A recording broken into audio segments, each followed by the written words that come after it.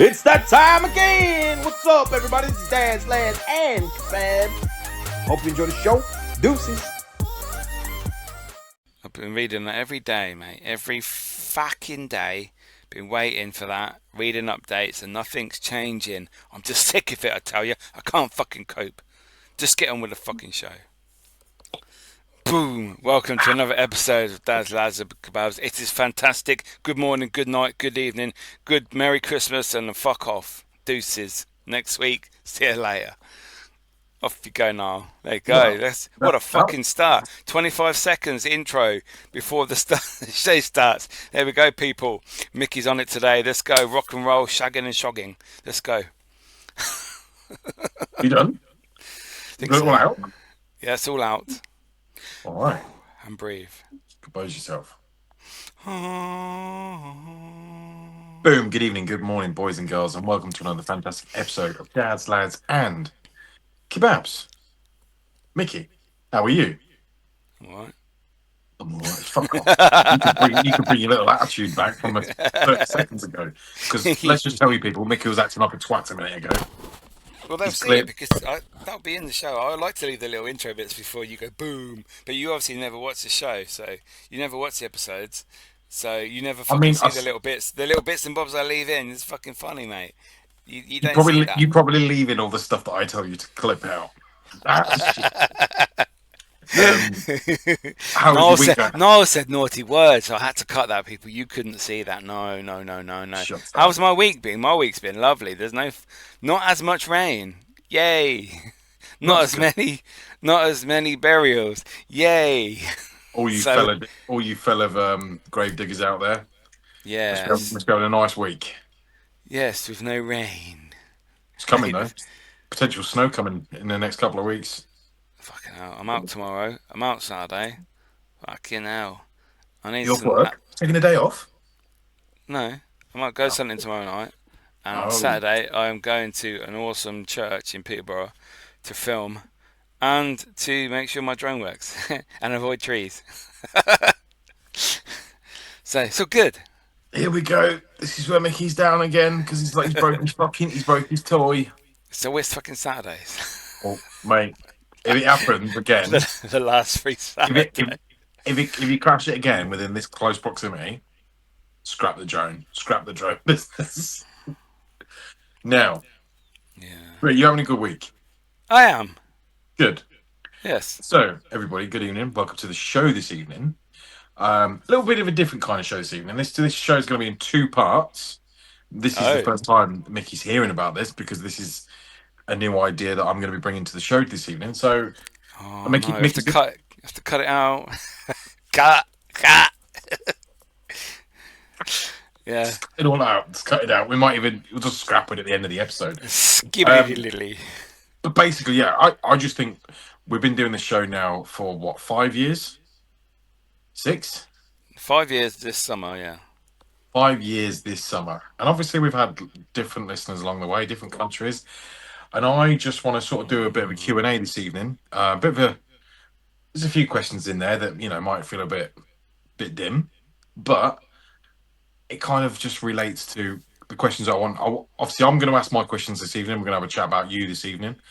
And then, obviously, next week, we're going to have a chat about me, and you're going to ask me questions. I was going to say, I don't have any questions for you. No. So this question is just basically for the audience to get to know a little bit about you for as much as you want to disclose. Mm-hmm. And sort of have a chat. I just have a chat with you and sort of see how you are. Obviously, you've got a great... This is weird. Normally, you wouldn't catch Mickey on such a good day. He's clearly had a good day today because he's in a great mood. Yeah, it's my mum's birthday. Happy birthday, Mum. Happy birthday, Mumsy. Yeah. So, are you happy for me to go ahead and interview this evening? You may proceed. Okay. With caution. So my iPad's here and I've literally just got it on the brightest set because I've got all the questions up, however it keeps timing itself out and switching off, so that pisses me off. Do you want to borrow my glasses so you can see them? See the questions? I'm not in need of... He was abusing me before we started recording, saying, "Oh, I got your specs on." Got my specs on now. I like to see though. That's the thing. So there we go, mate. There we go. Always good to see. It Always is. good to Otherwise, you see. fall over. Okay. So let me go cross-legged. Lick your fingers. Let's have a chat, Mickey boy. Cross-legged on the sofa. Leather couch. There we go. Yeah, this is his therapy session, so you know we're going to unwind a little bit. I'm laying down, and Niall's behind me with his pants around his ankles. What was that? Say it again. Say it again. You had trauma. What? Hey, it's not that kind of trauma. I've got a little bit of trauma, but not that kind. I think so. Right, ready? First question. Okay. What does it mean to you? What does it mean to you to be a man? To be strong as a parent, Uh-huh. if you are a parent. Yeah.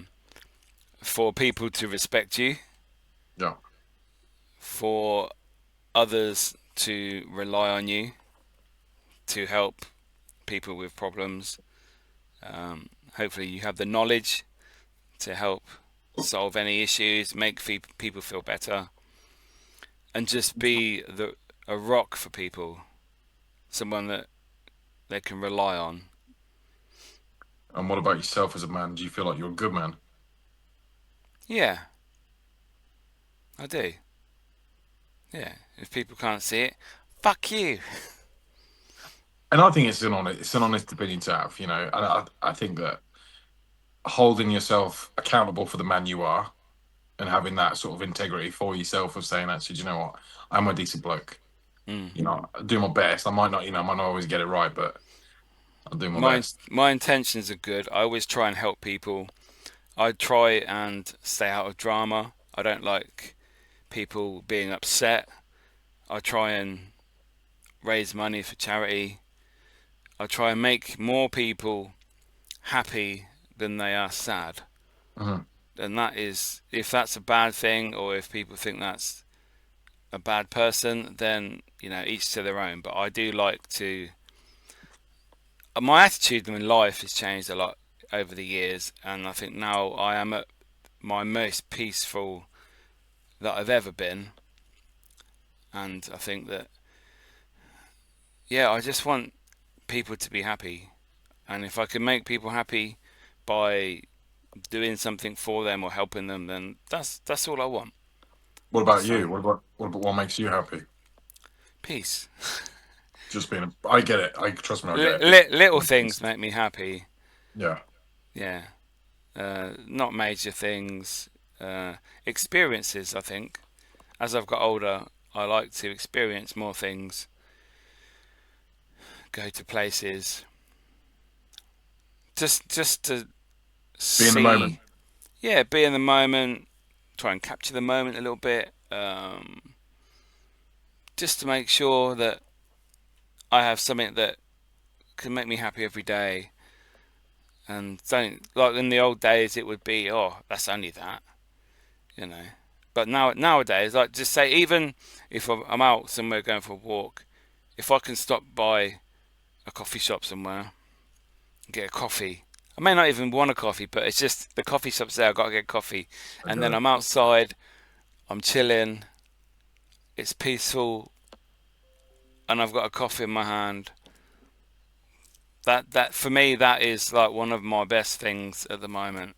If I go in, I love going out somewhere, to a country park, even a farm, to have a look around the animals or whatever. Anywhere where there's a coffee shop, I want to get coffee. Just, you know, a little latte, cappuccino, whatever. Just to, you know, I have to have it in my hand, and that to me, it boosts my levels up so much. It's a peace thing, isn't it? I get it now. I get why the oldest generation used to be like, let's just sit down and have a cup of tea. Yeah. Because I reckon that's where that stems from, is the fact that for them it's sitting within the moment. You know, I've got grandparents that used to be like, you know, they like to go to the seaside and they take a flask with them and just sit there, like with a flask. And I'm like, now I get it. I get it. Do you think sometimes you've sort of had to mask who you are, how you feel as a man? I think I've done that for many years, to be fair. A Yeah. lot of years. I've done a lot of soul searching and self reflection the last 3 odd years, and yeah, I think a lot of my life was I just went along with the flow. Sometimes because I needed to, and things had to be done. But I think now I don't really mask anything. I Mm. think I'm quite open now. Um, so, you know, if that makes me a bad person, then I don't think it does. I think it's okay to mask when you need to. Yeah. I don't think it's good to do it all your life. I think at some point you have to come to the realization that you don't need to do that anymore. And I've reached that now. But I So, suppose if you've ever done wrong in the past, or you've not been the man that you've wanted to be, have you held yourself accountable for that? Like, just to say, actually, do you know, I need to check myself a little bit. yeah, yes I'm and not being the no. best version of myself. Yeah, I've done that. I've done bad stuff over the years. Mm. Everybody has, not major bad, but No, but just things I could have done differently. yeah. Yeah, yeah, owned it differently. But like I say, now you just got to learn. Once you've reached that point, it's like an alcoholic that finally asks for help. The realization is there. Mhm. It's like they've come to terms with it, and it's all good. I think. Okay, no good. Yes. I Thank you. think what does I suppose in my next question would be is what does mental health mean to you? Oh, it's going deep, man. This is We're gonna deep. flip. We're gonna flip in reverse, so I don't was going worry. to say, mental health is for me something that keeps you alive, really, keeps you stable, keeps you ticking every day. Mhm. I think without that, it's something that we can't handle very well, and a lot of people don't handle very well, especially men. Mhm. For whatever reason, it's you're too weak, you can't show weakness, but then you come to breaking point and there's no help, and yeah, mental health is definitely something that everybody should think about, everybody should know about. It should be taught more, I think. I mean, I don't know. Out of social media, you see a lot of posts, a lot of people raising money for mental health charities, especially men's ones. Mhm. Well, you don't really get. Do you get women's mental health stuff? It's not really Yeah. spoken about, is it? I've never I seen. I I mean, don't. there's obviously Suicide Awareness Day in September, and then obviously November 19th for men. I'm sure there's lots of mental health, suicide prevention, and all that sort of stuff. I'm sure Yeah, there's a yeah, lot yeah. of days that obviously honour it and obviously sponsor those days. I think the main question is, I think obviously for you, because knowing you over the years, is that from an outside point of view, you would think he's a miserable bastard, and if they caught you on the wrong day, you're not saying hello to anybody. Do you know what I mean? Like you'd be like, because even when way back when we used to work together, there'd be days where I think, oh, he's chatty today, or he's not so chatty, and obviously, do you? Obviously, I That. don't see it as much anymore. I don't see it. I don't see it as much. I see lately, past couple of years, you've been, I don't know, quite open with how you're feeling, Hmm. or like, not, you wouldn't fucking message me and say, listen, I'm feeling shit. What, but you could do. But what I'm saying is that you way back when, like you said, you were notorious for being a miserable bastard, and then you owned it as well at some point, and you had a channel based on it. Niall and Um, Miki, yeah. yeah, and That was a generic stereotype of incidents and situations. and that's fine because again, it's part of your life journey, right? It's part of where you was at the Yeah. time and what you were doing at the time and how you felt. And like I said, there's many situations you've been through personally, professionally, through you know your side careers that have been not so great. There's been times where you've gone quiet for months on end. Do you know what I mean? Like, I think it's obviously Yeah. important for you to reflect on those You can times because it makes you are today, right? you can tell how I am to how I just watch these podcasts or listen to them. You can see at the beginning of the episodes some I'm really like today. I'm happy, and other Yeah. days there is no rhyme or reason sometimes. I just, like the other day, there was nothing wrong, nothing really, but there was no spark in me that day. And then I go into like self-depressive mode a little bit. And I'll talk to you as normal as ever, and like try and make yourself a bit happy. Is that masking? Maybe. Um, because I normally do it. I don't want to do it. I just feel that I don't. Not everybody needs to see me. Like sometimes at work, I'm like that. Like I just want to get on my work, and I'm feeling really down for no particular reason. I Mhm. just think I'm sad sometimes. I get really sad, and then I have a cry, and I feel a bit better.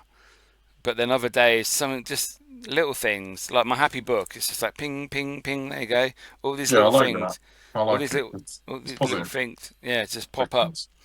and it makes you happy. So, and I also look to the next couple of days as well.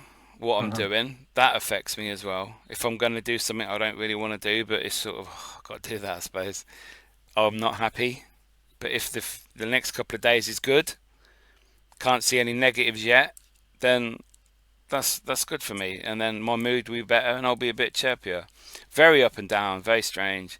I don't Mhm. show it very much, but you know, Do you think I think.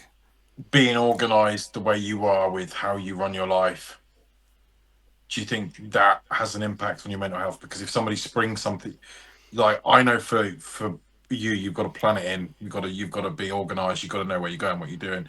Do you think if Mm. chaos was involved and it was just you need to be here, here, and here, and you've got to do this, this, and this, does that play effect on your mood? Yeah, if I have time to think about it. Yeah. Yeah, if there's too much to do and I'm just getting on with it, I'll think about it afterwards. I think in a way I used to relish the challenge of being stressed and so much to do, and we've got to make sure I get through it. Like my my old job, when we had really busy days at work, and I was in charge, and I had to make sure everything gets done. There's all these people to sort out, and yeah, I used to thrive on it quite often. But now, since leaving that sort of environment, I don't think I could do it anymore. I think it would really. Your mindset's shifted. Yes, I've instead of the mindset of I have to do this, it's now a case of I don't have to. If I don't want to, I'm not going to do it. It's up to me, Something more. you know. And obviously, that doesn't work in all aspects of life and all decisions I make and everything I do. But I like to think a lot of the time it works out that way. And I think it's why should I lie about it all and mask it? Not lying, mask it. Pretend to be okay with things if I'm not. Maybe I think it's better to be honest. Hmm. I think that's what I think how I've changed.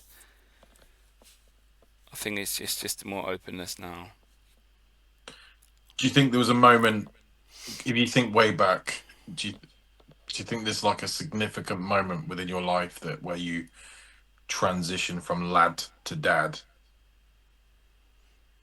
in terms of sort of, or just sort of lad, not lad to dad, lad to man, let's say, where you had to sort of you had to pick yourself up, and I probably just made the answer for you. I probably just said the answer for you, but we had to be like, I'm no longer that young anymore. I've now got to be in charge, accountable. I've got I to be think true. back in the day when I bought my house, I think my first house, Mhm. um, wanted to do things the right way, get a house, get married, have children, all in 3 years, and that worked out. That was the plan, and that actually worked out. So I think that's. But even was I? Yeah, I think I totally changed when I was a homeowner, and all decisions were like, we have to sort this. I think it really. I loved it. To be fair, I loved the challenge. It was, oh, we're going to do this. We're going to sort this room out. We're going to buy this for the house. We're going to change the garden. We're going to.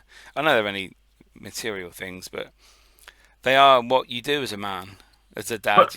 Even if you yeah, weren't a dad at the time, it's still being mature. I mean, I was 20, 23, going up 24 when I bought my house. Yeah, me too. That's about the And same age to me. I would say youth of today that nearly 30, they have no clue in life how to do things. You know, simple things like ironing, cook food. Like they have no clue, some of them. And it's No, like you're nearly 30, you know. holy So shit. it's so wow. It Uh, is. I think it's sad. That's society, not the individual or the parents. I really think it's society nowadays, and I think it's laziness from I, social media I as think a well, lot of mate. it's fear as well. Phone, yeah, fear of failure. Is the fear exactly? I mean, I know when I did the whole. I've always been hands-on. I grew up. I grew up in a hands-on environment. My mother was basically, you want something doing, you do it yourself. Yeah, yeah, yeah, She yeah, showed me how definitely, to yeah. show me how Mhm. to iron, how to cook, and all that jazz. And I knew how to look after myself, vice versa. But nothing will hit you to the reality when you've got you're in your own gaff. And I've lived on my own since I was what 20, maybe 19 the first time. Mm. So it was always for me. It was always you do it, or no one else is going to do it. But Yeah, I yeah, can see where people find it hard to go from being a lad, being on your own, make your money's your own.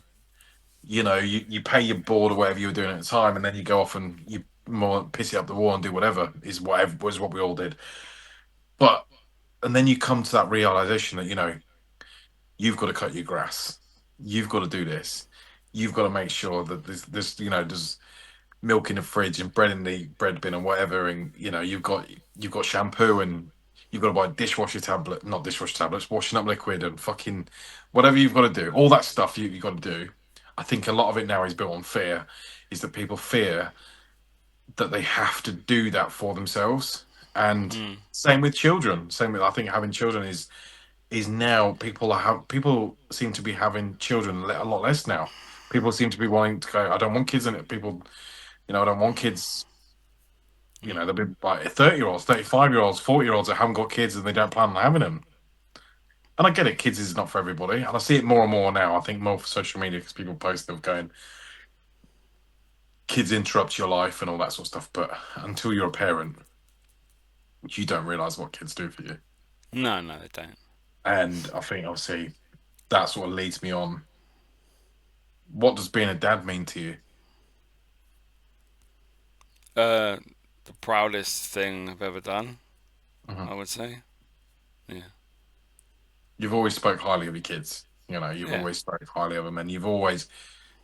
I think for me, as a friend, I know that you're always there for your kids. You'll do you'll do anything for them. You'll drive for fucking Wales to pick him up when he just yeah, fancies coming home.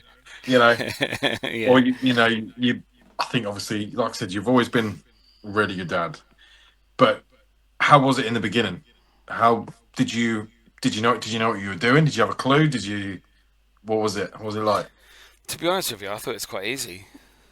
You Hmm. know, first time coming home from the hospital, and there wasn't a case of, oh my god, needs changing. Oh my god, got a bathroom. Oh my god, they got to eat. Got to get to sleep. I just got on with it. I don't. I never worried about stuff like that because again, something to focus on. I need to do this. This needs to happen. Let's do it.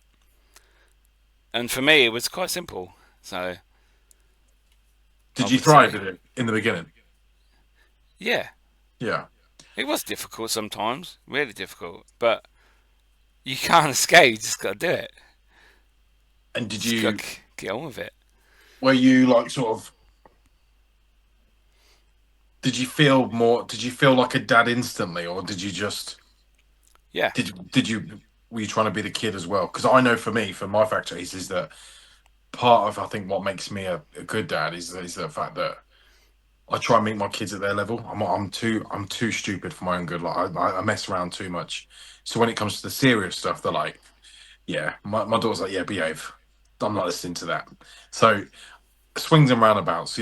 mm, I've learned too much to be a friend and be involved. And bring my imagination down to, you know, to her level, to his level, and I just want to play. I just want to hang out. I just want to be with my kids. Like that, it makes me so happy just to be with my kids. And I can't. Sometimes I struggle to be serious because, but then because I want to meet them at their emotions as well. And I think that's a difficult one. Is the fact that do you know when you've had a shit day? Obviously, you can relate back. Your kids are growing up now, but when you've had a shit day, that seems that my kids seem to make it all better for me. However, you don't want to show them your frustration.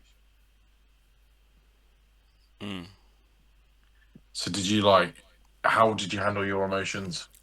I was always the sort of, I wasn't the stupid one really. I was quite serious with my kids growing up. I was quite happy being the person that made sure everything got done, and then someone else would like enjoy it, if that makes sense. Yeah, yeah. So I wouldn't be necessarily involved with it all. I would be the person that made sure it happened. So you were And more the it, leader at it home. it's a sad thing, I think. Hmm. But then again, your job as a parent is to be a parent, not a friend. And I think sometimes that line gets crossed. Yeah, And I think that's an issue with nowadays. Like, oh, you can't tell your kid off because they won't like me. It's like, no, they do as they're fucking told. And in the future, they will thank you, and because they've been brought up properly. absolutely.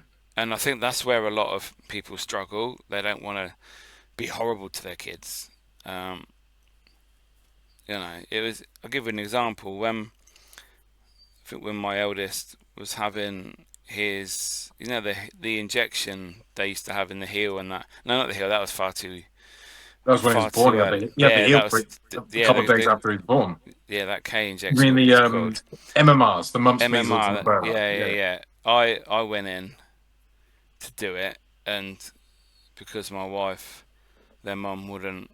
I'm sure I'll get this right. She didn't want to see him crying, and it's like, no, they got to have the injection. So I go in and hold them down, stick that needle in. Yeah, see, it It's was roles reversed. I think it's got to be because done. yeah, So it does. It has to be done, and I totally agree. It has to be done. I I get it. think, yeah, But for me, as a dad to a daughter first time, seeing your daughter cry or somebody, you know, making your daughter cry, yeah. it literally, it's like somebody literally standing on your windpipe.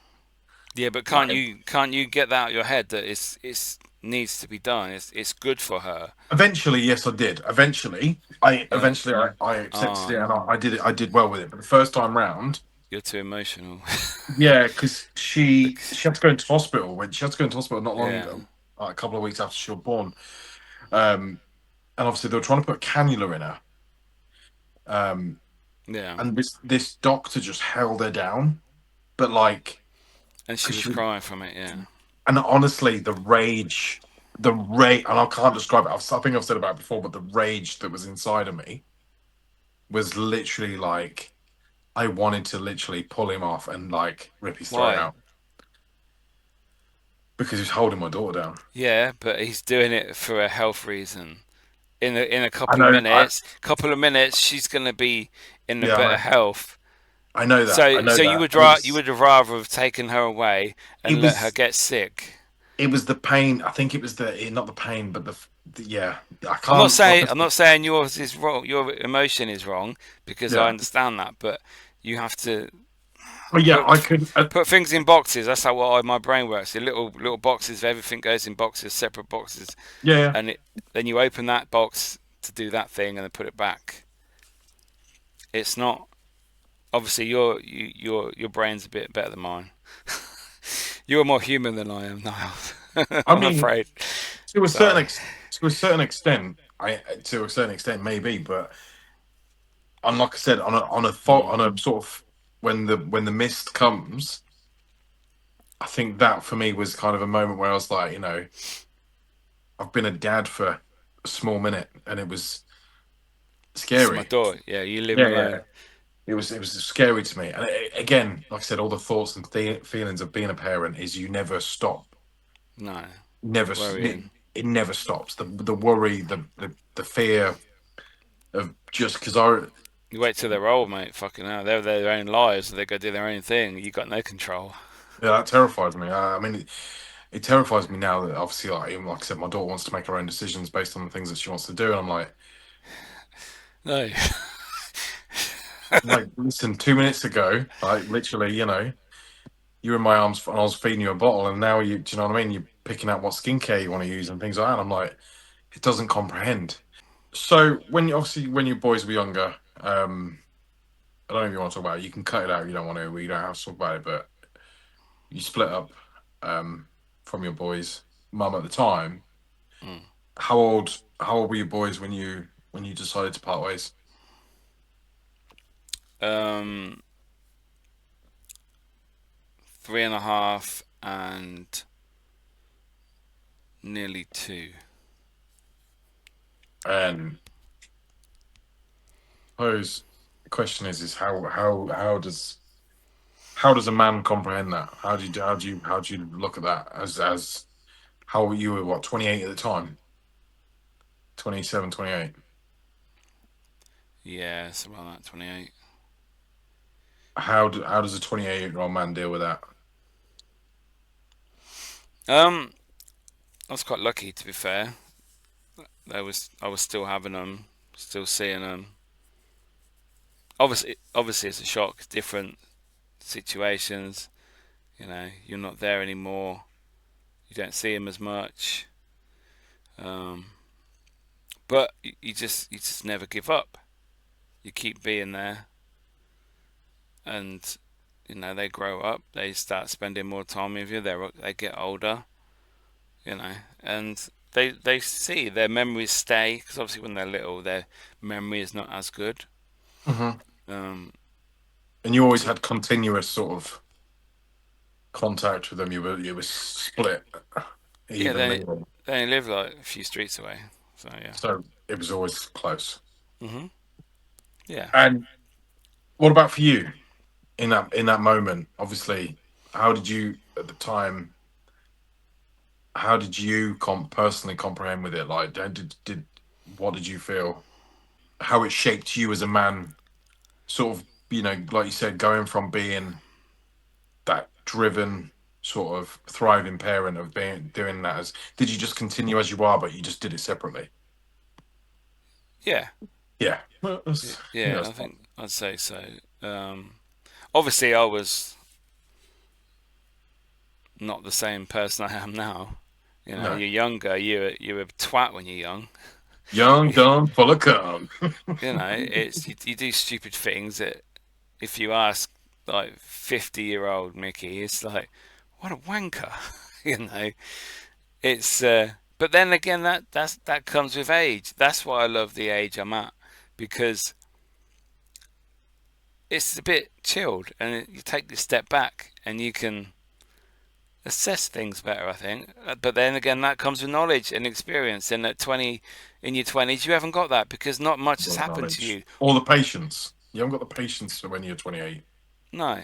to deal with life's emotions and to sit with yourself and actually say, do you know what? It's going to be all right. Because I know for me, is from like my own reflection, is the fact that I worried all the time of, am I doing this right? Am I getting it right?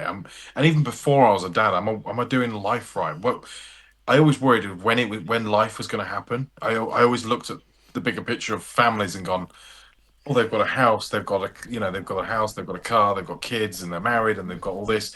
Yeah. And I always used to think, how does somebody get from being on their own to that level? How do you do that? Is it money? Is it luck? Is it, what do you do? And I never understood it. Even to my early 20s, I never understood when it was going to happen for me. So it was always a worry for me of how it works. And even when I got it and it started to fall into place, I always just think something was going to go wrong. I think there's always one poignant moment, something happens that changes you Hmm. and you don't have a choice and you just got to get on with it and deal with it and learn to live on after that. Now, it could be a good thing, could be a bad thing. So it just happens. I think if you think about, like anything, if you think about it too much, you're just going to worry. It's going to possibly go wrong. If you're just left to get on with it, this has happened, right? We've got to do this then. Okay, let's do this now, and then we'll see how we're going. And once you're in it, that's it. I think once you're in it, you don't really get out of it as an adult life. Big wide world, as we always say. Like, oh, you wait till you get in, the real world. The real Yeah. world. Yeah. Yeah, and that's it is scary. And so I still don't see myself as nearly 50. I see myself as like a 20-year-old. I know you're a young soul for sure. And I think even through your social media presence is that you've always appeared to be somebody who is just literally, you live the life of an adrenaline junkie within your own remit, within what you do. You're for your age, blokes your age can't be asked to be going out and doing the things that you're doing. Fucking driving here, there, and everywhere, going on ghost hunts in the middle of the night, and driving all over the country and camping on islands and all that sort of stuff. You got to think there's got to be a sense. There's got to be surely there's got to be a sense of pride there within what you do. I want to, like I say, I reached a point in life where I want to do as much as possible when I can have a chat to a stranger and list things that have happened in my life, things I've done in my life, and they're like, oh wow, all I've done is gone to the shop and been down the pub. And so, wanker. It's the same with my job. When people say, what do you do? I'm a grave digger. Really? It's like, wow. So many. When I bought my car, I probably told you, I can't remember if I did, but the bloke, it was on the phone on the other desk. He's like, what do you do? And I told him. He's like, wow. It's such a great so conversation starter. And it is, because at the same time, it seems such an old concept of a job. Yeah. It seems a bit sort of dated, as it were. But yeah, at the same time, I think it's cool as shit. I think it's fucking cool. You got me the job, really. Well, you found the job for me to apply for anyway. Deuces, fuck off. Fuck you. Listen, all I'm saying is if you get a big lottery win, just help a brother out. Yeah. Perfect. Now, talking obviously now, I was trying to move on from the sort of somber stuff and talking about mental health and dad and stuff. Social media for you, where did it start for you in terms of you putting yourself out there? Do you remember your first video that you uploaded? Did you upload it by yourself, or was it with somebody else at the time? I remember being on Facebook back in the day, and at the time, Facebook, you couldn't really do videos. You couldn't go live to do stuff. Not that I was doing anything at that time to go live, but I think when I was with UK Haunted and we started doing videos, there was some of them were really bad at the beginning. I look back now. Well, can't look back now because someone deleted all the videos off the YouTube channel, but never mind. So the history has gone, but never mind. I've got nothing left. Ian Beale. I remember Vine, when Vine was first released with the 6-second videos, that all the famous massive YouTubers and social media influencers all started on, and the fact that you could just hold the screen down and let go, and that would record until you let go, and you can create these little videos at 6 seconds. And we didn't have a big following on there, but I think Twitter was the main thing.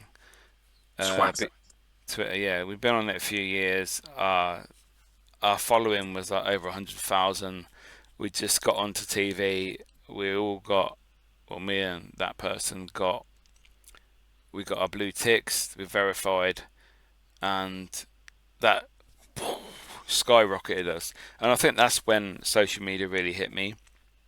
What it was and what it could do on Twitter, yeah, like the exposure you could get.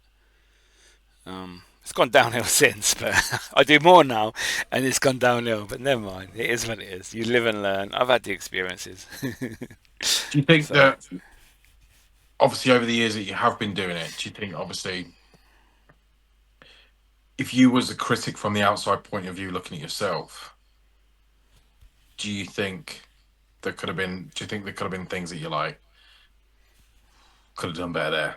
oh yeah, when we got signed for an American production company in Paramount Studios, we there was some bloke that kept abusing us publicly on Twitter, and he kept saying, "Oh, we're charlatans, we're nicking people's money, we should be killed," and all this stuff.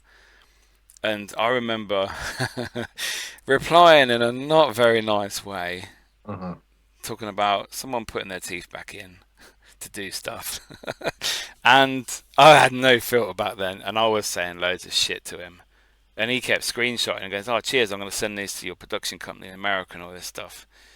And then I'll come off social media for like nearly a month. So I thought, wow, what twat. He baited me, and I fucking took the bait. Nothing came from it, but it could have done. Um, I think you when you get a slightly big following, you need to be responsible and don't be a twat with it. Yeah, As much as you want to, because you're sort of like people are watching you you and do waiting to for an you extent. to mess up, and you should be able to say stuff, say whatever you want, I suppose, but it is not. Sometimes it's not the best thing to And do. that's it, right? At the time, that It that was rage, funny. that clickbait of rage and all that is, I think, obviously. So my next question is obviously in two parts, but so handling negative comments. Yeah. In general, how do you deal with comments on any of your stuff? I because I've started my new cemetery channel. Sometimes I went to Scotland last year, and it wasn't at the time. I wasn't even doing this channel. It was just like a filler video that I Mm. would put on my ghost hunting channel to fill like a week when I didn't have an episode out. And it was where Rob Roy's grave was, in the cemetery there, went in the church, and I was there with Mark and Rich, and Rich told me that the little area we were in was called Ballyquidder. Yeah. Mm. Well, apparently it's not. It's Balquidder. Yeah. But obviously I've re-edited the footage to put it in line with my cemetery channel, with the new credits, etc. Cut bits out, whatever. The abuse I mean, that video went mad. It got like 20 odd thousand views, and I only did it probably November, December. So it fucking went crazy. And I was a bit shocked, actually. And the amount of abuse. You're not even Scottish. You can't even say, do some research, take 5 minutes to learn how to speak properly. It's Mhm. like, fuck you. I was fucking. It. In a way, it was funny, but not funny. And the way I dealt with it, I was sending them all to Paul from Unusual Things, because obviously he does the famous graves, the grave connoisseur. We've had him on the show, and he gets them all the fucking time. So I deal with it like that. I screenshot them, send it to him because he thinks it's funny, and we laugh about it. And then he tells me about his fucking ones, and then when he gets them, he sends them to me. But it was like, oh my god, it's like I stabbed Scotland in the heart. Sorry, I'm not Well, technically, my family is Scottish down the line, but I'm not Scottish now, sort of thing. So Yeah, the accents, the pronunciations are not as good. I do apologise, and and I get it. I got fucking ripped. Seriously, this is a fucking useless video. You don't even fucking know how to Hey, you pronounce wee wet words. you. You're Yeah, a cunt. it's like, what the fuck? I went to Ireland and they liked me. You fucking Scottish bastards, And that's I'm the thing, right? Scottish, and it's like, wow. The people Yeah, behind these comments is, I always want to know that what makes them do it, what makes them put the stuff that they put, because it happens millions of times a day on all people's platforms and content. well, look at my drone video I put up the other week. Remember, we were talking about it, and all the abuse I was getting off that. It's like, Those fucking comments were me. have a fucking day off. Like, if I don't like what your video you put up, I won't comment. Like we said, you don't know who I am. You don't know if someone lives near you who's commenting. I find out where you fucking live. these people, I think there needs to be more. What's the word? And think about like what you're doing. You know, pull your trousers up in your mum's basement, and get a job, maybe, or This is where you get the negative comments, mate. or yeah, fuck you all, and just stop being a twat. Like if I watch a video about ghost hunting, and they do something that's not real or whatever, I don't agree with, or they're doing it wrong, I wouldn't put it, oh, that's just a load of shit, you don't even know what the fuck you're doing. I would never ever dream of writing anything like that, because I have respect for myself, firstly, let alone they might just not know. The same as me, I don't know how to pronounce some of these Scottish words, leave me alone. And yes, I was a twat crashing my drone, and you can't all be Sean's out there, yeah? Fucking Sean leaving that comment. Who's fucking Sean? So, I'm sorry. We all make mistakes. You don't have to fucking jump on someone's neck and fucking just keep hitting them and hitting them. Sorry, just let everyone make mistakes. Don't be I that, agree. that I fucking agree. wanker that does that. I hate it when people do that. I think, like you said, you beated yourself up more about crashing your drone than any of these comments did. Oh So yeah. for somebody to keep, and like you said, we've had a chat about it, and some of it was closer to home than you wanted it to be, but at the same time, you put yourself through enough personal shit because of it. Yeah. It wasn't something that it wasn't something that you wanted to carry with you. So, do you think? Obviously, second part of that question was, how do you protect? Sort of, I'm going to say it again. I'm going to say the word again. Mental health. How do you protect your mental health and well-being from that side of social media? Because I can't deal with negativity very well, Mhm. unless I talk about it, like to Paul with the comments on this show when I Yeah. have to abuse people, and just to let people know what they're saying. Because the old the drone video, I had screenshots of everyone that abused me and their Facebook profiles, and I was going to put them on here. As a way, fuck you, bitch. I know what job you do. I know where you are, but I Oh no, didn't. don't be a stalker guy. No, just put it up for everyone to see, and they probably would never see it, but it's just Absolutely. But that's how what? I don't deal with it very well. That's You don't. You don't. that's my That's, answer. you don't So deal I with have it, to which find is fine. I have to find an output to create a better thing for my head, See, I don't deal with for me. I don't deal with positivity very well. I don't deal with praise very well. I don't know what like. I don't know why. I do. I like it. So praise me, please. You're Right in like a slag. You're like fucking. Just give it to me. I'm a slag. Give it to right in the me. comments.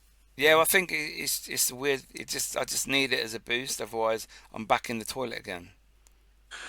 But yeah, no. See, I struggle to do it because So I can work harder in chaos and criticism than I can within positive reflection. For me, being told you're doing a good job and all that sort of stuff, and I'm like, yeah, but I find my flaws within the problems that you thought I was doing good at. So I always thought I can do better at this and I can do better, and same vice versa. I'm sure you, like you said, you can be your own worst critic and tell yourself, actually, do you know what? I didn't have a good night tonight. I didn't get the stuff. That video wasn't as great as it should be, and everything in between. Same as life and being a dad and everything else in between. We can criticize ourselves until the cows come home, and I think only you know how you truly feel about something. No one will ever know how you truly feel inside you know unless they're you. I think there are things in life that we don't tell anybody, and that's not to cover up a crime or something bad you've done. You just don't. Yeah, I yeah, just think yeah. there are certain things you don't tell certain people, if that makes sense. Hmm.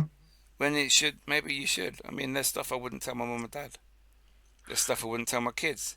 There's And I stuff I think, wouldn't tell you. of And course, it's and I just think different areas of you put it personalities. perfectly. You said Yeah, boxes. yeah, boxes. Yeah. There's certain things about life, and in my life, your life, and there's things in my life that that I might have seen or been a part of, or things that I'm not happy with, or questions within my own head, or like you said, even around mental health. I seen something the other day, and it was like basically, do you have mental health issues if you've ever thought about taking your own life? And that question, I sat on me for a little while, and I thought to myself, have I ever thought about taking my own life? Have I ever really thought about I don't want to be around anymore?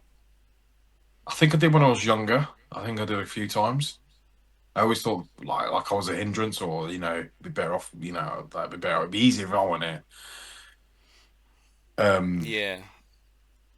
and I think now as I get older, the thing is, my problem is like I said, I'm my own worst critic. So I'll go, we've been a daft prick talking about that shit for.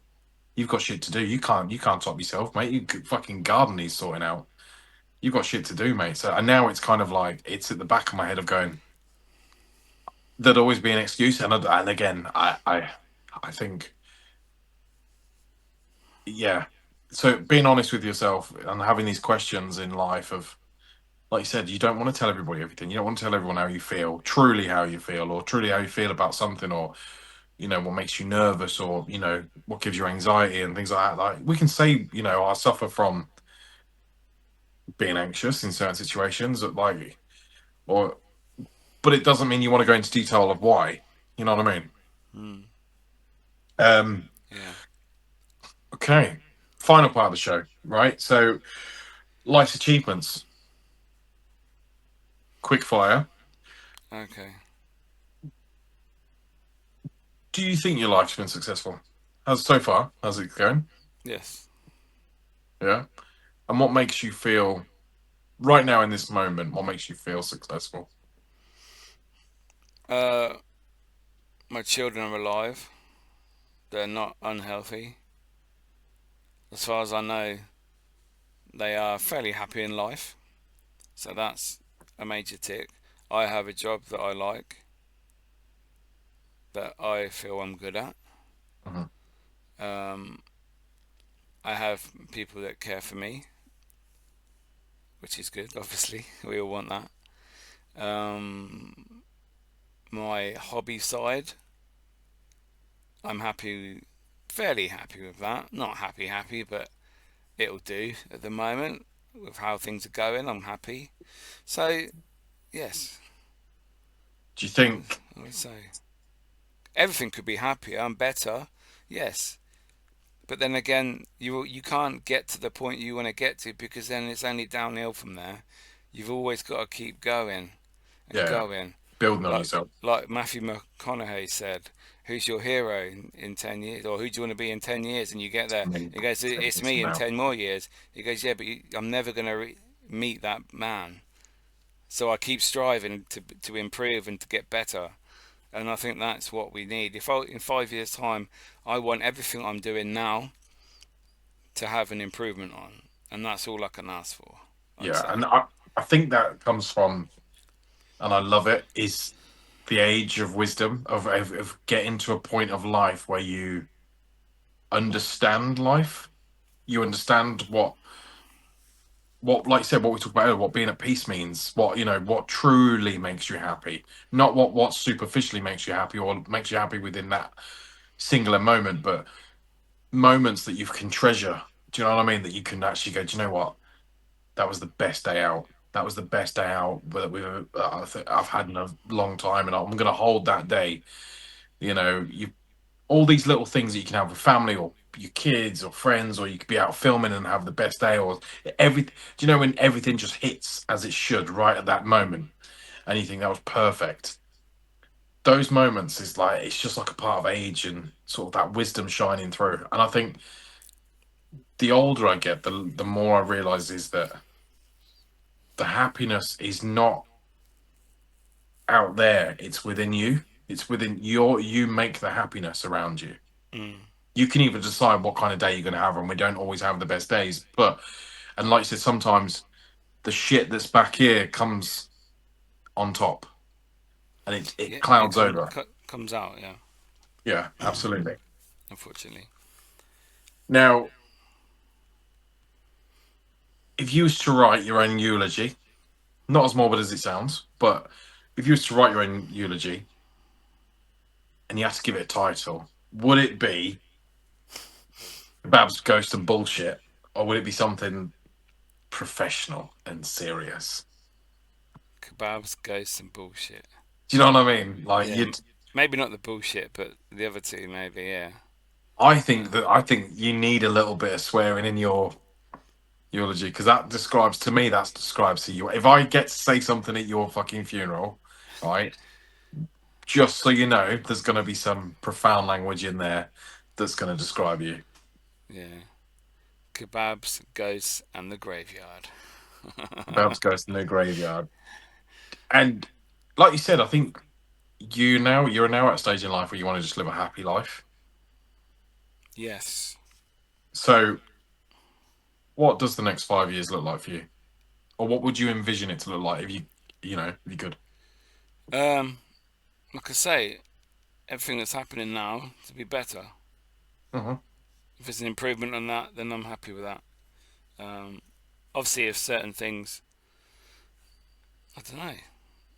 You never know what the future holds, what special things could happen. But I would like everything that is going on to be improved and everybody to be happier so that my circle and people and family, etc., are all happier, they all have a better life, they're all feeling good more, and yeah, so not a selfish one on that one for me, as long as everybody's happy, because I want to be surrounded by more happy people, and Uh-huh. if everyone's happy, then I'm happier, I think. Do you know what? Throughout this entire podcast, you've literally just named everything I've asked you. You've put other people in front of you. Everything I've asked, you've gone. I want this for other people. I want the man I am needs to benefit everybody else, Oh and yeah, I think that obviously you just tricked me.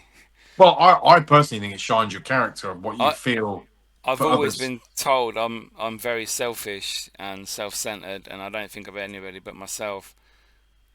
And maybe in the past I was, but that's not the man I am today. And But I don't know, yeah.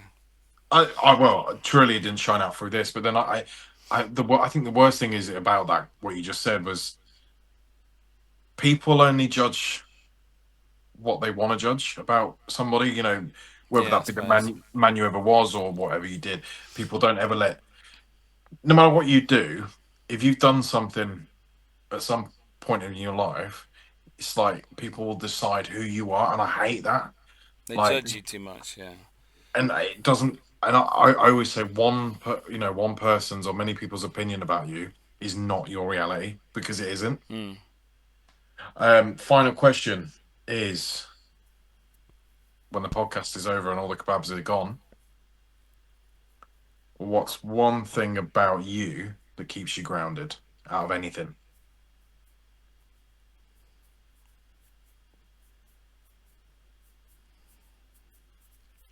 Don't know. Fuck's it's the final fucking question. You come. What would keep me grounded? What keeps you level headed? What keeps you getting out of bed every day and flicking the kettle on? Flicking the kettle on. I do that at work. And I Yeah, I get know, there. but what keeps you going? You're gonna say it again, aren't you? You're gonna be like my The kids, purpose. my The family, and purpose. no, no, the purpose I have for that day. I think I'm never gonna get. I'll always be grounded unless I become mega rich or mega famous or something like that, where I'm You'd be a surrounded by. swat rich. You'd be a dickhead rich. Don't win the lottery because you'd be an Uh, absolute scrap. I'd never hear from you again. no, we'd be in a fucking studio, mate, and nice with fucking leather chairs, and we'd be filming the episodes with all the gear and that. We'd have producers. That's so you fucking wish for me to win the lottery. Still no idea. Listen, thanks for obviously this is a different kind of podcast than we normally do, and obviously I wanted to be a bit more about you and obviously your journey and how you're navigating through life. So I appreciate that. Um, join That's us next okay. week when Mickey's prepared said questions for me. Apparently, I'm sure they're going to be just as fun. But like I said, I hope this gives you a bit more insight on Mickey and sort of who he is and what he's about and what he wants to achieve in life. So appreciate that one, people. On a nice note, let's finish this podcast on a deuces. Fuck off, and we'll see you next week. Goodbye. Thank you.